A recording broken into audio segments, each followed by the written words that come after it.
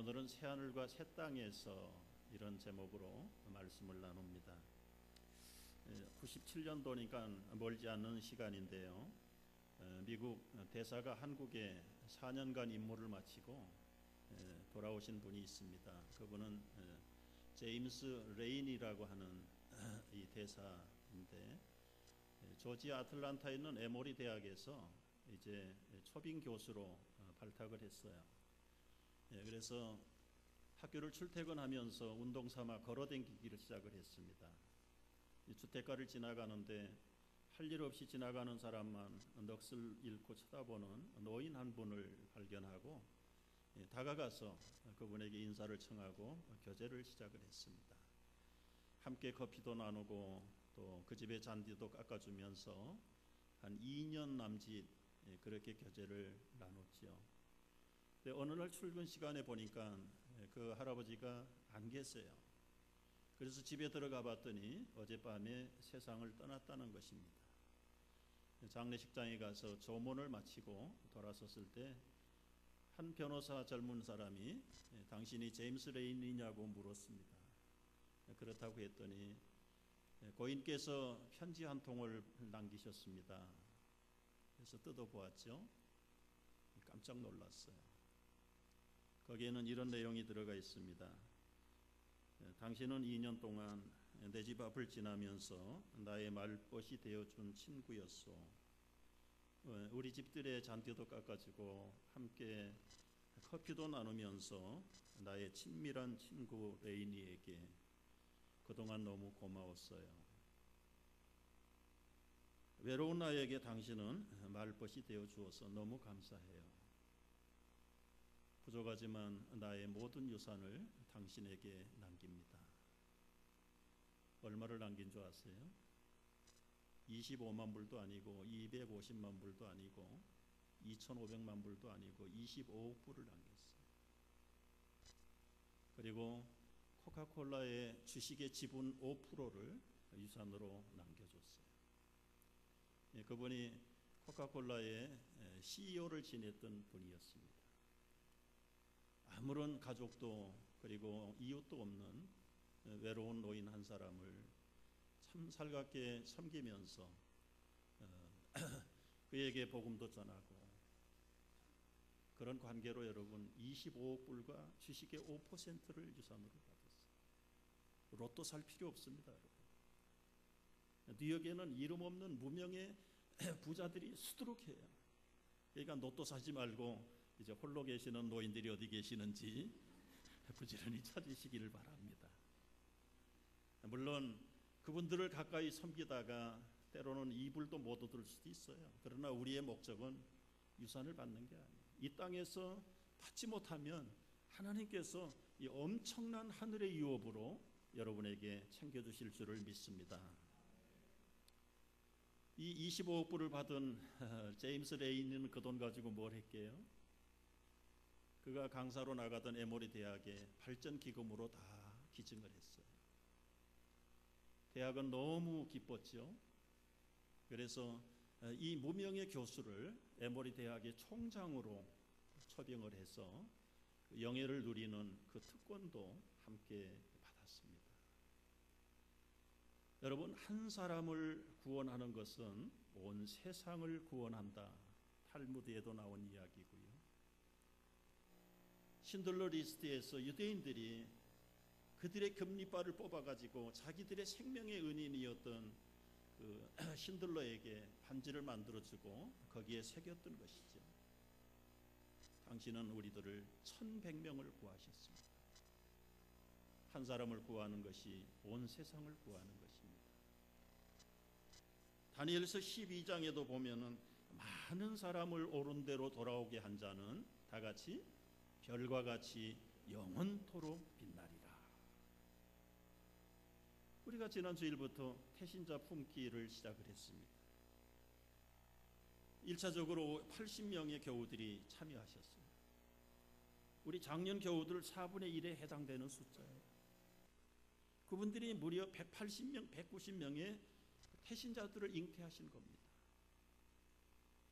한 사람이 얼마까지 해야 되는가 제한이 없습니다. 그러나 한 사람도 없는 사람들은 영적인 불임 환자들이에요.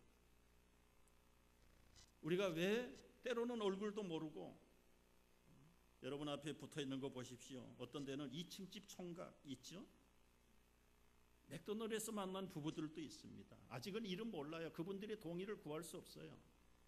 그러나 주님의 사랑으로 우리가 일방적으로 품고 그들을 위해 기도하고 열정을 다하고 기회를 만들어서 접근하고 섬기다가 보면 성령께서 그들의 마음을 움직이실 줄로 믿습니다. 왜 그렇게 해야 됩니까? 그렇게 하지 않으면 저들을 영원히 꺼지지 않은 지옥 불덩어리에 내버려 두는 방치한 어떤 면에서 성도로서의 직무유기죄가 해당되기 때문입니다. 내 사랑하는 가족이 그 영원한 불못 속에서 타들어간다는 것을 생각을 하면 우리 혼자 새하늘과 새 땅으로 갈 수 없어요. 천국 갈 수 없어요. 그래서 이건 프로그램이 아니고 행사가 아니라 당연히 구원함을 받은 성도로서 해야 될 제1차적이고 마지막 성도의 본연의 임무가 생명을 살리고 지옥에서 천국으로 인도하는 일이 우리 교회와 우리 성도들이 해야 될 사명인 줄로 믿습니다. 나이 드신 어머니들 걸어다니지 못해도 괜찮아요. 기도하세요. 기도하세요. 저는 천리밖에 사는 저희 외할머니를 위해서 15년 기도해가지고 그분 구원 받았던 거 여러분 제가 나눌까요? 93세 돌아가셨습니다. 90이 다 돼가지고 비록 서울에서 그 먼 지역까지 지방까지 갈 수는 없지만 계속해서 기도할 때 하나님께서 그 믿는 이웃을 붙여가지고 저희 외할머니를 교회로 인도하셨어요. 초겨울에 침례교회를 가셨던가 봅니다. 순복음교회를 가셔서 강가에 침례를 받으러 나가셨는데 한 분이 들어갔다 나오더니 재채기를 아이고 추워라. 그 소리를 듣고는 다른 할머니들 다 슬금슬금 다 도망가고 저희 할머니 90이 돼가지고 그 추위를 무릅쓰고 그 강에 들어가서 침례를 받으시고 그리고 1년 남짓 지병을 앓으시는 가운데 기쁨으로 삼촌님의 품에 안겼던 기억이 나요. 여러분 멀리 가지 못해도 기도하세요. 품으세요. 품고 기도할 때에 그 많은 천하보다 귀한 생명을 지옥으로부터 새하늘과 새 땅으로 구원해 주실 줄로 믿습니다. 여러분 우리 사랑하는 이웃들 가깝든 멀든 그들은 영원히 살아있지 않습니다. 인간은 누구나 죽음이라는 질병을 앓고 있는데 이 치사율은 100%입니다. 한 사람도 예외 없이 다 죽습니다. 시간이 지나간 통계이지만 매 초에 3명씩 죽고요. 1분이면 180명이 죽고 1시간에 11,000명이 죽고 하루 24시간이 지나는 동안에 25만 명의 생명이 이 땅에서 사라져갑니다. 여러분 죽은 다음에 어떻게 됩니까? 지난주에는 믿지 않는 사람들은 지옥으로 가는 지옥편에 대한 말씀을 드렸어요. 지옥으로 가든지 아니면 천국으로 가든지 둘 중에 하나입니다. 왜 우리가 번연하게 좋은 시간들과 믿음을 주셨는데 그들을 지옥으로 가도록 방치해 놓을 수는 없어요. 먹고 살기 바쁘지만 사실은 이것도 한 7, 80년 하다가는 다 손 닦고 돌아가야 될 사람들이에요. 무엇을 위해서 먹고 사는 것인가? 우리를 구원하신 목적이 무엇인가? 교회를 세우신 주님의 피값지시고 사신 교회를 세우신 목적이 무엇인가? 우리를 지옥으로부터 건지심과 같이 우리 이웃들을 온 땅의 백성들을 한 사람도 잃어버리지 않고 생명으로 하나님 나라로 건지게 하시려고 교회를 세우시고 성도를 세우셨다는 것을 믿으시기를 바랍니다. 이제 우리가 가야 할 곳은 새하늘과 새 땅이 공간복음에 많이 나오는 천국, 하나님 나라, 하늘나라 다 같은 이야기. 그래서 오늘은 우리가 돌아갈 천국이 어떤 것인가를 좀 말씀을 통해서 확인하고 우리의 천국에 대한 믿음이 확실해지기를 바랍니다. 여러 해 전에 우리 교회 어느 권사님이라고 얘기하지 않습니다. 거의 이제 운명이 가까이 왔어. 그래서 하루에도 몇 시간씩 갔다가 깨어났다가 갔다가 깨어났다가 하는데, 제가 ICU에 신방을 갔더니 몇 시간 갔다가 깨난 거예요. 이제 다 장례 준비를 다 하고 있는데 깨났어요. 그러면서 입으로 하는 말이, 목사님, 어젯밤에 내가 하마터면 천국 갈 뻔했어요. 참 웃어야 될지 울어야 될지 모르는데 천국을 그렇게 가기 싫어요. 결국은 그날 밤 못 내기고 소천을 하셨습니다마는, 우리가 돌아갈 천국이 어떤 곳인가를 좀 분명히 안다면 왜 그렇게 해야 될까요? 여러분, 언제 일런지 시간은 모르지만 말씀드린 대로 여러분과 나에게도 죽음은 피할 길이 없어요. 언제 끝날는지 몰라요. 그렇다면 돌아갈 본향이 있어야 되잖아요. 토론토에서 목회할 때 우리 부교역자들하고 뉴욕 구경을 왔습니다. 지금 생각해 보니까 센트럴 스테이션인 것 같아요. 자동차를 타고 왔는데 주차를 해놓고 댕기다가 해가 어둑어둑 지나가는데, 와, 사람들이 막 떼를 밀려서 스테이션에 서 있는 저희들을 향해서 막 오는 거예요. 저희가 거기가 기차 정거장인지 몰랐어요. 막 땅이 꺼질 것처럼. 알고 보니까 하루의 고된 일들을 마치고 사랑하는 가족이 기다리는 집으로 돌아가는 기갓길의 행인들의 발걸음이었어요. 얼마나 힘차게, 얼마나 신속하게 가정을 향해서 줄다름쳐 가는지. 한 무리의 때가 다 지나간 다음에 나 홀로 남은 것 같아요.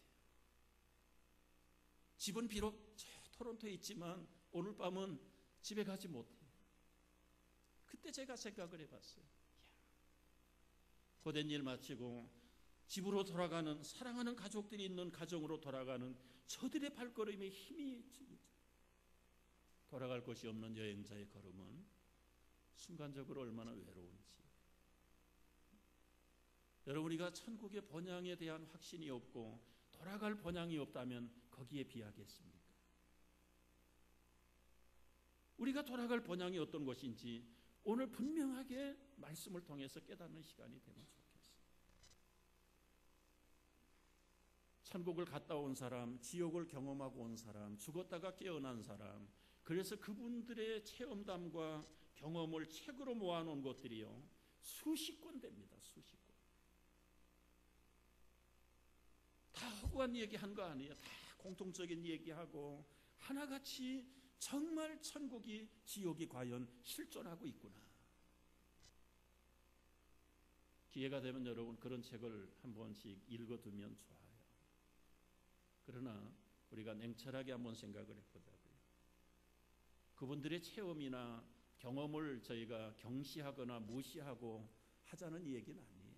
그러나 그분들의 이야기를 듣는 것이 신빙성이 있는가, 아니면 천지를 지으시고 나를 지으시고 구원하시고 심판하실 살아계신 하나님의 말씀을 믿는 것이 더 신빙성이 있는가.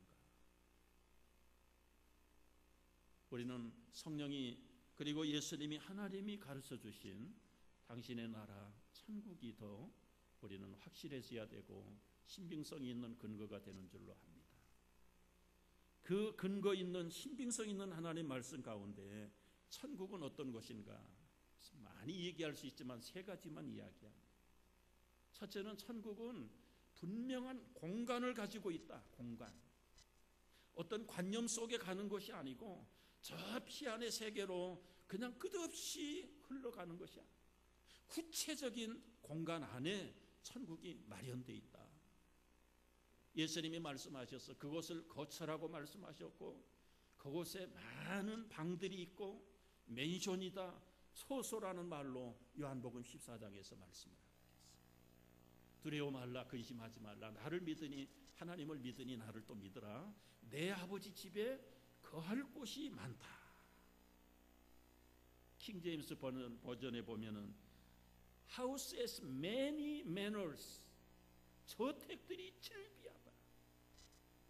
NIV 성경에는 many rooms, 수많은 방들을 만들었다. 여러분, 이것이 어느 생각이나 관념 속에 천국이 만들어진 게 아니라 분명한 공간을 확보하고 있다는 것을 예수님께서 말씀하셨어요. 내가 그 거처를 예비하면 다시 와서 너희를 나 있는 곳으로 영접해 가겠다. 천국은 전설이나 동화에 나오는 그런 신비로운 생각 속에 있는 게 아니에요.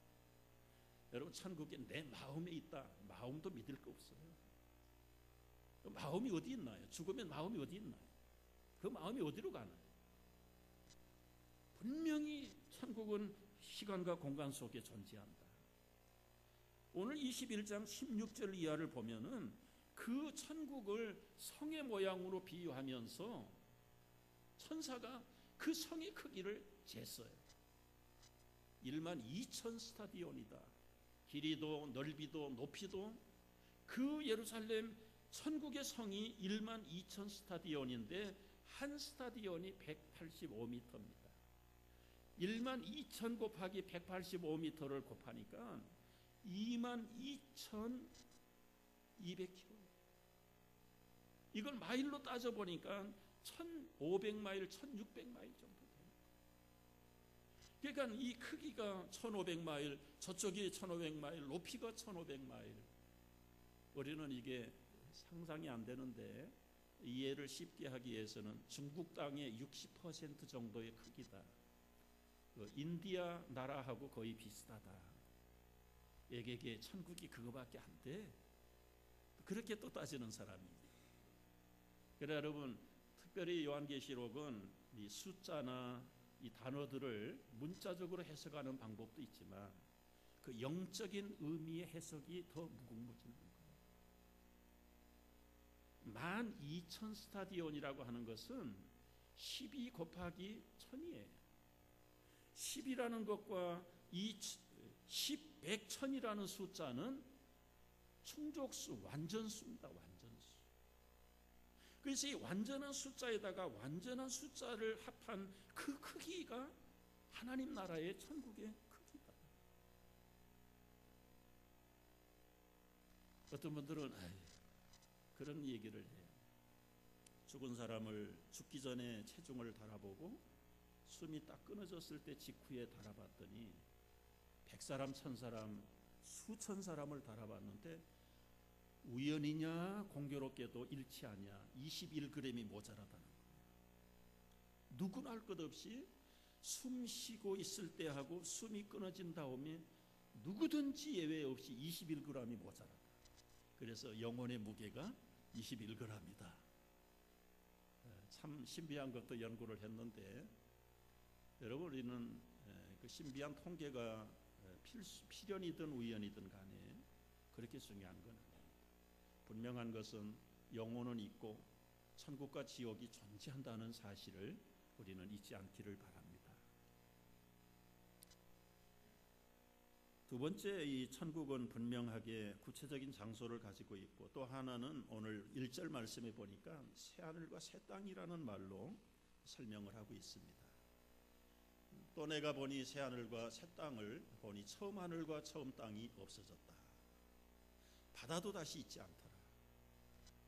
성령의 감동을 받은 사도 요한이 천국을 다녀와서 우리 사람의 말로 설명하는 거예요. 내가 천국을 봤더니 우리가 지금까지 누리고 살던 이 하늘과 이 땅은 없어지고 완전히 새 하늘과 새 땅으로만 천국이 되어 있더라. 그렇다면 이게 처음 하늘과 처음 땅은 무엇이고 새 하늘과 새 땅은 뭔가?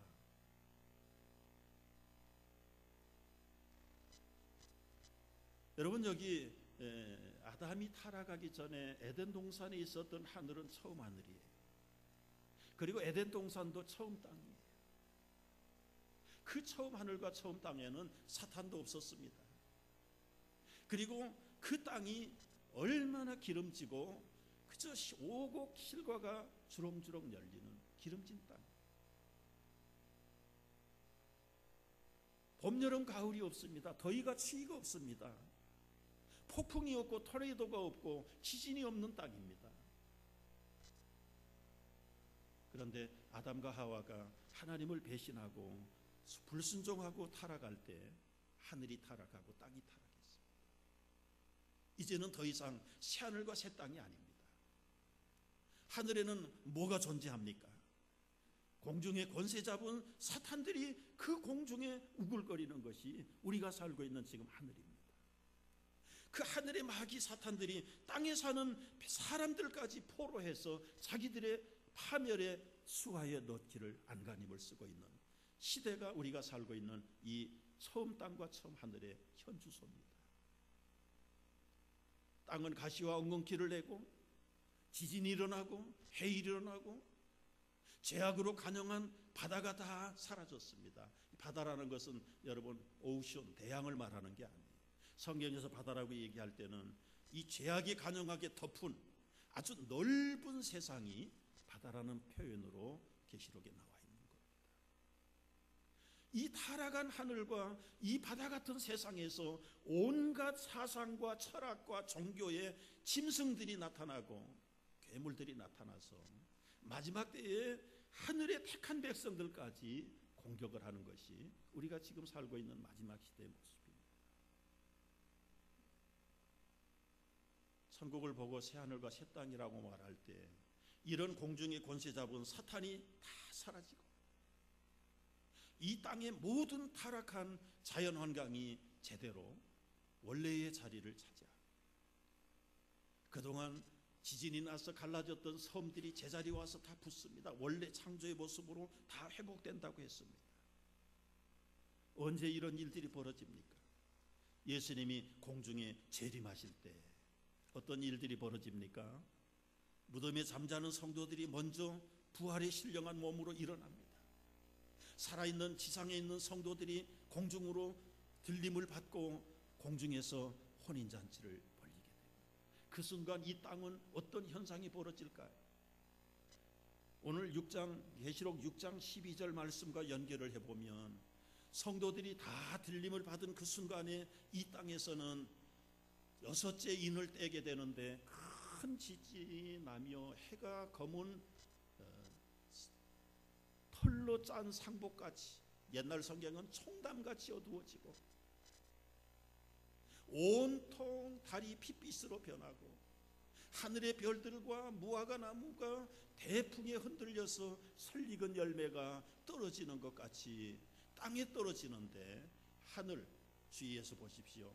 하늘은 두루마리 말리는 것처럼 거두어진다. 떠나간다. 그리고 산과 섬이 제자리에 다 옮겨지고 원형대로 모이게 된다.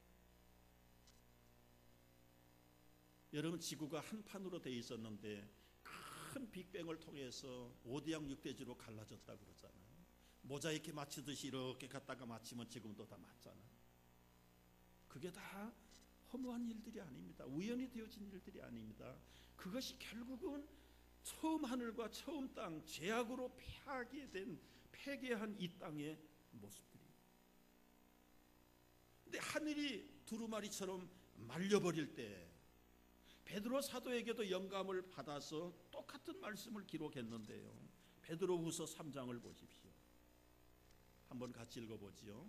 주의 날이 도둑같이 오리니 그날에는 하늘이 큰 소리로 떠나가고 물질이 뜨거운 불에 풀어지고 땅과 그 중에 있는 모든 일이 다 드러나리라.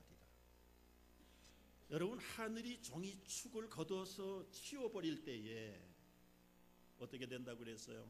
베드로 사도는 하늘이 큰 소리로 떠나가고 그때 뜨거운 불에 온 땅이 물처럼 녹아버린다. 이걸 과학적으로 좀 이해를 돕기 위해서 설명을 해보지요. 지금 우리는 이 지구에 삽니다. 지구가 움직이는 거 여러분 느끼세요? 전혀 못 느낍니다. 그렇다고 지구가 가만히 있습니까? 자전 속도가 매 시간 1040마일로 돌고 있어요. 1040마일. 우리 하이웨이에서 55마일로 운전하는 속도의 18배로 지금 1시간에 돌아가고 있습니다. 지구가 이 자전만 합니까? 태양을 중심으로 1년에 한 바퀴씩을 도는데 이 속도는 얼마입니까? 1시간에 6,800마일을 달립니다. 그러니까 이 놀이동산에 가서 여러분 이 돌면서 이 돌아가는 그네를 한번 타보십시오. 이 도는 것도 이 현기증 나고 멀미 나는데 그 자체가 또 돌아요. 그거하고는 물론 비교할 수 없어요. 지구가 지금 자전과 공전을 그렇게 엄청나게 하는데요, 이 태양을 통해서 도는 속도가 6,800마일인데 1시간에 LA에서 뉴욕까지, 뉴욕에서 LA까지 왕복을 해봐야 5,200마일입니다. 왕복을 하고도 한 반쯤을 더 가요. 그게 얼마 만에? 1시간 만에. 그 속도는 우리가 가히 짐작을 못하는 속도인데, 지금 어지러운 사람 손 들어보세요. 한 사람도, 멀미하시는 분, 그렇게 무섭게 돌아가는데 우리에게는 왜 아무런 마찰음도 소음도 들리지 않을까요? 여러분, 자동차 스피드를 얼마까지 밟아보셨습니까? 제가 언젠가 뉴욕에 가서, 거기는 리미트가 없잖아요. 힘껏 밟았는데 200km 좀 넘어가니까 두 가지 때문에 못 밟겠더라고요. 이게 차가 이러다가 완전히 깨지는 게 아닌가, 그리고 겁이 나서 못 밟겠어요. 또 하나는 이 공기에 저항하는 이 소음, 마찰음이 얼마나 시끄러운지. 그런데 이 지구는 엄청난 속도로 돌아가는데 우리는 조금도 미동을 느끼지 못해요. 왜 그럴까요? 사무엘상 25장에 보면 하나님께서 이렇게 표현을 하셨습니다. 여호와와 함께 어디에? 생명싸개 속에 쌓였다. 이 땅을 대기권이라고 하는 특별한 하늘을 만들고 생명싸개 속에 감춰가지고 지금 자전하고 공존하면서 엄청난 속도로 돌아가는데도 불구하고 우리를 생명싸개 속에 감췄기 때문에 우리는 조금도 움직이는 것을 느끼지 못합니다. 이게 지금 돌고 있다는 증거가 뭡니까? 그 항성에서 많은 지구의 어떤 면에서는 뭐 10분의 1 같이 큰 혹성들이 떨어져 가지고 지구를 향해서 돌진 않은데, 이 신속하게 돌아가는 지구하고 부딪힐 때 어떻게 됩니까? 그 뜨거운 불에 마찰에 녹아버리는데, 밤에 그 녹아버리는 그 불빛이 우리 눈에 들어오는데 그걸 보고 뭐라고 그래요? 별똥별이, 별똥별. 하룻밤에도 수 없는 운석들이 지구를 향해서 날아드는데 하나님이 생명싸개 속에 우리를 감췄다. 저는 이 설교 묵상하다가 감사해서 오늘 감사헌금을 했습니다. 여러분, 우리가 뭐 건강관리 돌보고 뭐 영양 먹고 어쩌고 다 쓸데없는 짓이에요. 하나님이 생명싸개 속에 감춰주신 줄 믿으시기 바랍니다. 그런데 예수님이 재림할 때 어떤 현상이 벌어지는가? 이 대기권을 종이축 말듯이 걷어버리듯이 걷어버리겠다는 거예요. 그러면 그 자전과 공전의 속도에 의해서 뜨거운 체질의 불이 온 땅을 녹아버리고 물처럼 녹여버려요.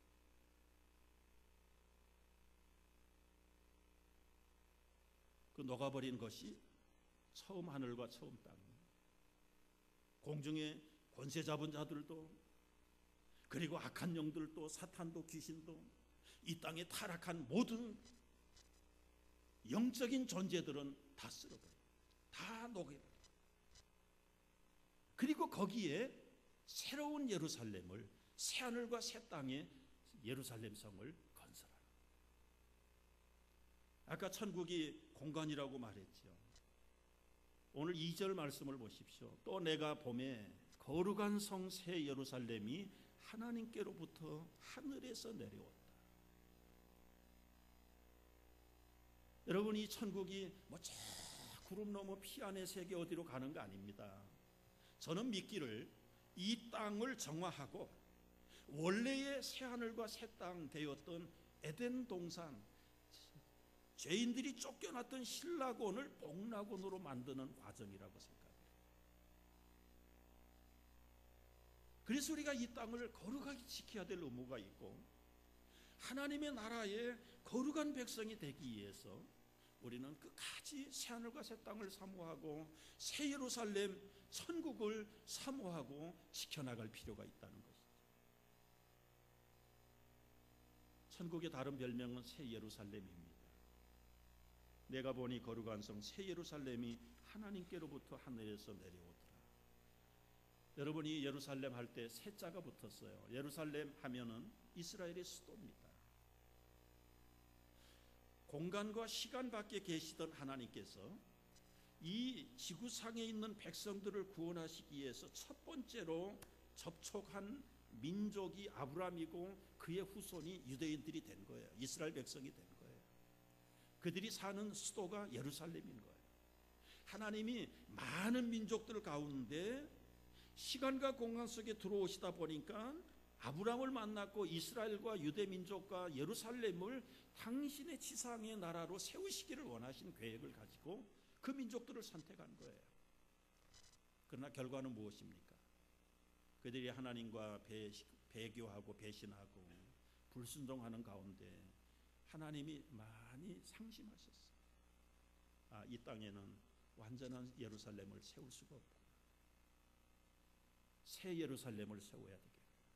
이제는 민족의 주의시가 아니라 이스라엘 백성들을 통해서 새 예루살렘을 세우는 것이 아니라 예수 그리스도를 주로 믿고 거듭나서 태어난 하나님의 자녀들을 중심으로 해서 이 거대한 새 예루살렘 성을 이 땅에 회복시켜야 되겠구나.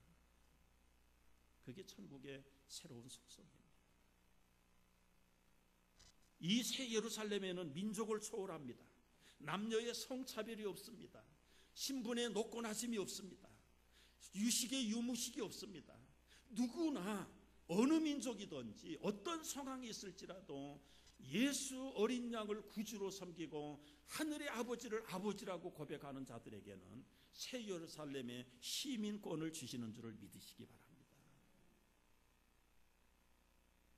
여러분, 여기까지가 성령을 통해서 천국이 어떤 것인가를 가르쳐 주신 거예요.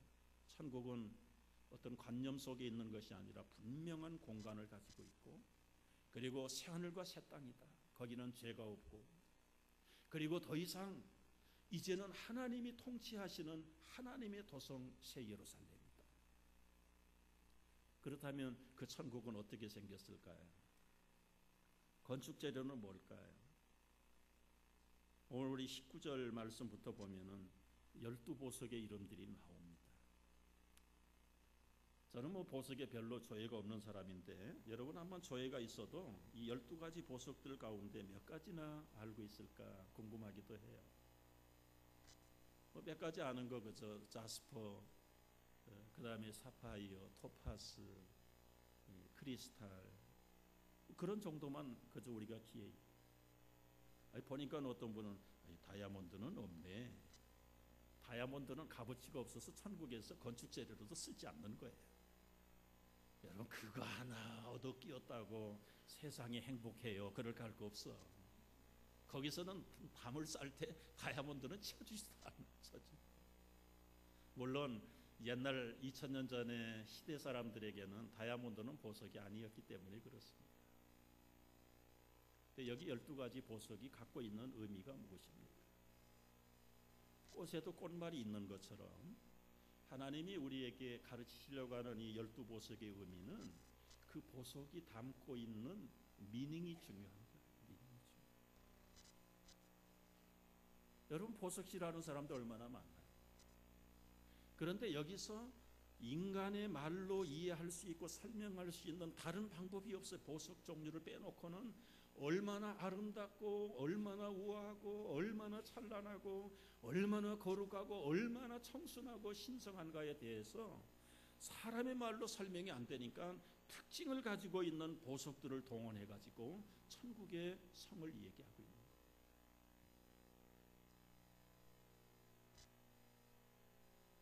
제가 이 준비를 하면서 영상 몇 가지를 천국의 12보석으로 쌓아놓은 그 담을 다 캡처해가지고 만들어 놨는데 결론은 보여주지 않는 게 낫겠다. 왜요? 어떤 영상을 올려놔도 천국의 그 찬란한, 그 거룩한, 그 육중하고 품이 있는 그 성을 비교할 수가 없기 때문에 오히려 눈만 버리는 거예요. 애게게 저게 천국이야. 영상을 보여주면 그럴까봐 제가 그림을 못 보여드려요. 우리 생각 이상으로 최상으로 찬란하고 거룩하고 아름다운 그 성벽을 여러분이 상상하라고 보석의 이름들을 다 둡니다. 보석 자체가 중요한 게. 여러분의 아내들은 통할 만한 진주 목걸이 하나 받고 여보 당신이 최고야. 나는 세상에서 제일 행복해. 천국 가면 우리 출입 대문이 12대문인데 그 대문 하나가 통진주랍니다. 통진주. 다 여러분의 것인 줄을 믿으시기 바랍니다. 놀라워요. 그 걸어다니는 길은 어떻게 됐다고 그랬어요? 유리같이 맑은 정금 포장이 쫙 깔려. 그 도시 가운데는 생명수 강수가 아주 생명차게 흘러내리는데 그 강 좌우로는 생명나무들이 그 나무에서 12과일을 맺는 신비하고도 놀라운, 그래서 만물을 소생하는 에덴 동산에 생명의 강수가 있었습니다. 생명나무가 있고 선악과가 있었습니다.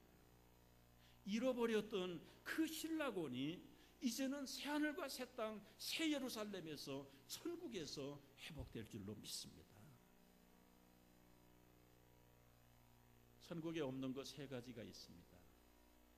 뭐 많이 없지만은, 많이 있겠지만은 그 중에 3가지가 무엇인 줄 아세요?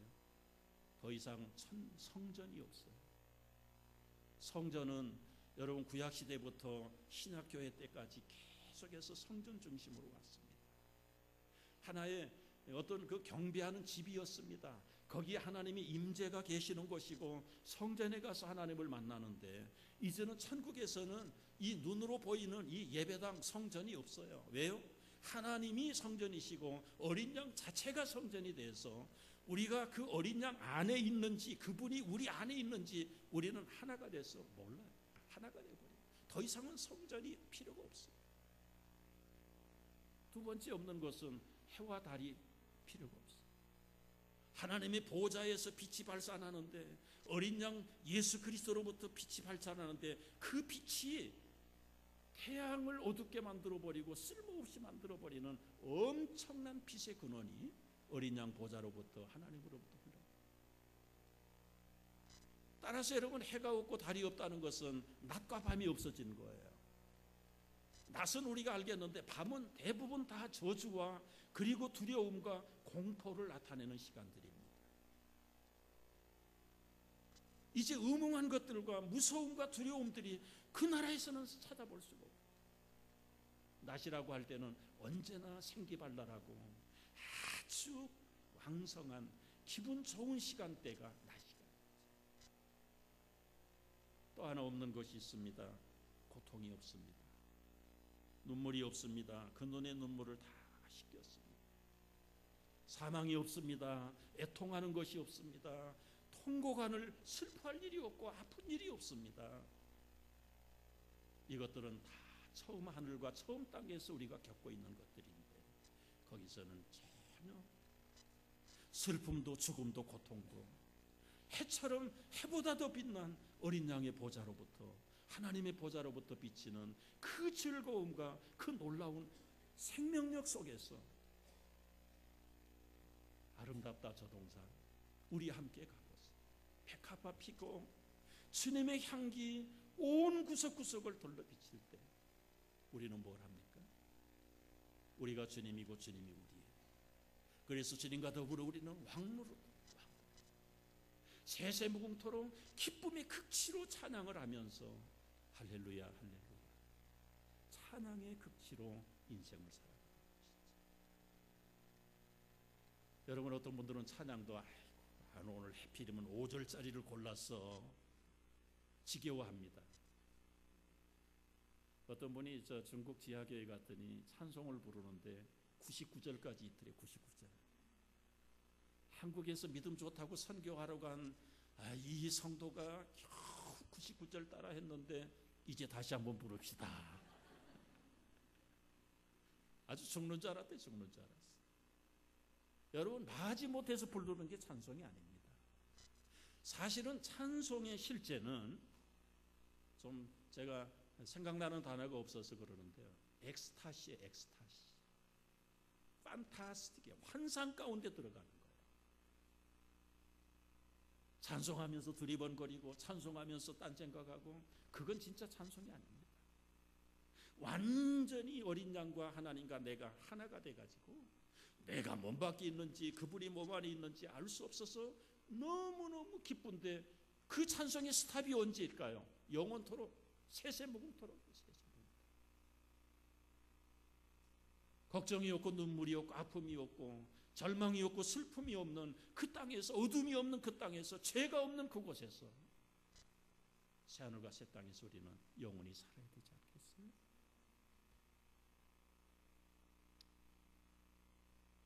브룩 목사님이라는 미국 목사님 부부들이 호모시라 가정에 저녁 식사 초대를 받아서 갔습니다. 그 호모시 저택은 아주 호숫가에 해가 넘어가는데 너무너무 근사한 선셋이 비치고 있었어요. 뭐 사람들이 다 감탄을 하죠. 그러니까 이제 그것도 좀 뽐내려고 아마 그 호모시가 이제 이웃들을 초청을 했겠죠. 한 사람이 얘기해요. 야, 내 생전에 저렇게 찬란하고 아름다운 석양의 광경은 처음 봅니다. 누가 하는가 봤더니 앞을 보지 못하는 맹인 한 사람이 그렇게 울프고 있는 거예요. 그러니까 다 의아해하는 거예요. 아니, 선생님은 육안으로도 안 보이는 저 선셋이 보입니까? 예, 저는 다 봅니다. 그리고 저 해지는 저편까지도 볼 수 있습니다. 그때 믿음이 좋았던 이 부룩 목사님이 그 무명의 맹인 고백 앞에 감동을 받아요. 야, 내가 목사지만 저 선셋보다 해지는 저편에까지 내다볼 수 있는 이 맹인 선생의 믿음이 얼마나 귀한가. 그때 감동을 받고 영감을 받아가지고 시를 쓰고 노래를 만들었는데, 그 노래가 우리 찬송가 238장입니다. 해지는 저편, 새하늘에는 우리 주 예수 계시오니, 고난은 가고 찬란한 새벽 영광의 날이 밝으리라. 해지는 저편 구름도 없고 무서운 폭풍도 없으리니, 즐거운 그날 영원한 그날 해지는 저편 기쁨이 넘쳐. 해지는 저편 하나님 나라, 주께서 우리 인도하네, 주님이 나를 영접해 주니 영원히 주를 찬송하리. 해지는 저편 그 영광 중에 먼저 간 성도들 만나보리. 영원한 번향 그리운 그곳 이별의 슬픔이 없으리. 사랑하는 여러분, 오늘이라도 우리가 세상을 떠나면 여러분이 아름다운 새하늘과 새 땅에 가실 수 있는 확신이 있으십니까? 아멘. 없는 분들은 아주 유의해서 들으십시오. 이 시간 예수 그리스도를 진실하게 섬기십시오. 내가 죄인인 것을 고백하고 예수 그리스도를 여러분의 구주로 왕으로 모셔드리십시오. 우리 주님 말씀하셨어요. 나는 처음이요 마지막이라, 알파와 오메가라. 내가 생명수 샘물을 목마른 자들에게 값없이 주리니. 목마른 자가 누굽니까? 채워도 채워지지 않는 인생의 갈증을 채우기 위해서 하나님도 예수님도 믿음도 천국도 모르고 헐떡이며 뛰는 인생들이 다 목마른 자들인데, 그들에게 내가 값없이 생명수를 넘치도록 채워주겠다. 이기는 자, 무엇을 이긴다는 말입니까? 세상의 엄청난 유혹과 엄청난 불신의 도전 앞에서도 굳굳하게 새하늘과 새 땅을 사모하고 어린 양 보좌를 바라보며 흔들리지 아니하고 타협하지 아니하고 돌아서지 아니하고 그 길을 가는 그 자가 이기는 자. 그들에게 상속으로 새하늘과 새 땅, 새 예루살렘, 천국을 선물로 주시겠다고 약속하셨습니다. 하나님은 나의 아버지가 되고 우리는 그의 아들이 됐다. 우리는 이미 천국을 유업으로 받은 사람들입니다. 믿으시면 아멘. 그러나 오늘 한마디 8절에 덧붙인 말씀이 있습니다. 그러나 두려워하는 자들, 믿지 아니하는 자들, 천국을 믿지 않고 예수 그리스도를 믿지 않고 명색이 믿는 그리스도인이라고 하면서도 속으로 두려워하고 믿지 않는 자들, 흉악한 자들, 살인하는 자들, 음행하는 자들, 점술과 우상 숭배하는 자들, 거짓말하는 자들은 천국에 못 간다. 불과 유황 불못이 타는 지옥으로 떨어질 것인데 이것이 둘째 사망. 한 번 죽는 것도 억울한데 영원한 죽음의 고통 속에 들어가는 둘째 사망을 우리는 피해야 될 줄로 압니다. 우리 이웃들도 그곳에 가도록 피해야 될 줄 알아요. 그래서 우리가 끝까지 어린 양 그리스도를 믿고 새하늘과 새 땅에 함께 갈 수 있는 우리 온 성도들 되시기를 주의 이름으로 축복합니다. 기도하겠습니다.